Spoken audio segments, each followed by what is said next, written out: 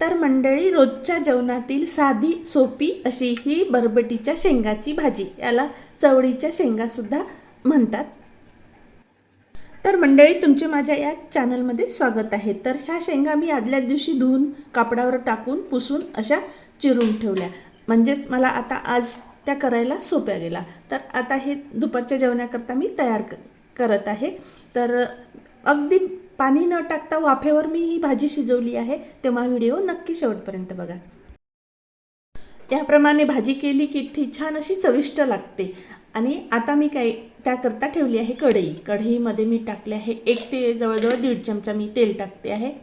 आता तेल छान असं गरम होऊ द्यायला दिलं. मोहरी जिरा टाकून तडतडू दिला आणि आता यामध्ये टाकते आहे मी कांदा. आता कांदा होईस्तोवर यामध्ये मी थोडी लसण, अद्रक, हिरवी मिरची आणि मी कोथिंबीरीच्या थोड्या कोळ्या काड्या टाकून अशी पेस्ट करून घेते आहे आणि ते यामध्ये टाकून आपल्याला टाकायची आहे. त्याकरता मी ही असं बारीक करून घेतली. तुम्ही हवं तर हे मिक्सरमध्ये सुद्धा बारीक करू शकता. तर आता हे या कांद्यामध्ये टाकून याला चांगलं तेलावर थोडं भाजून घ्यायचं. त्याचा स्वाद पूर्ण आपल्या तेलामध्ये उतरला पाहिजे. आता यामध्ये जाईल थोडी हळद, तिखट आणि धनेपूड आणि याच्यामध्ये मीठ मात्र पाहूनच टाकायचं. जास्त टाकलं तर भाजी कमी झाल्यानंतर त्याचं क्षेत्र कमी होतं आणि ती खरड होऊ शकतं. त्यामुळं मीठ हे बेतानच टाकायचं भाजी पाहून. आता हे सगळे मसाले असे या तेलामध्ये थोडे भाजून घ्यायचे आणि आता यामध्ये जाईल ह्या शेंगा.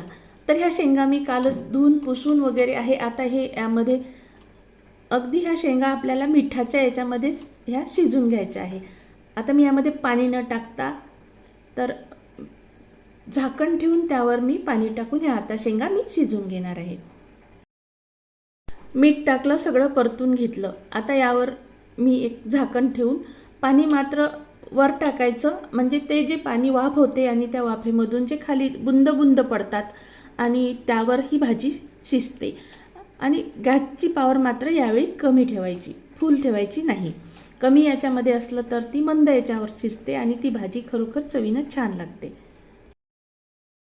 आणि भाजीला अगदी सोडून न देता अधूनमधून मात्र परतून घ्यायचं, म्हणजे खालच्यावर त्या शेंगा होतात आणि भाजी पूर्णपणे शिजते. आणि भाजी शिजत आहे, कुकर लावला आहे आणि तोपर्यंत मी पोळी पण टाकून घेत आहे. अशा ह्या मी पोळ्या करत आहे. आता भाजी झाली का ती बघते. असं आपलं पूर्वनियोजन असलं स्वयंपाकाचं की अगदी स्वयंपाक असा लवकर तयार होतो.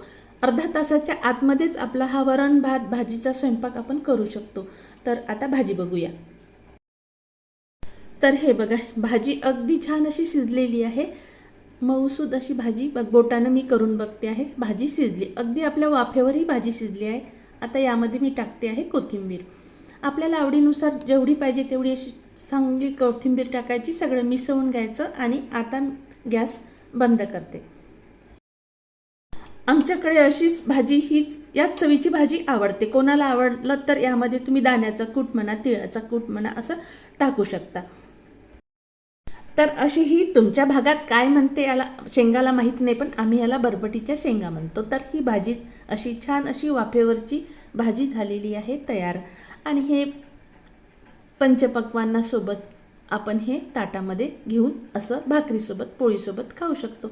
अर्थातच व्हिडिओ कसा वाटला ते अवश्य सांगा आणि आवडल्यास लाईक करायला विसरू नका. पुन्हा भेटूया.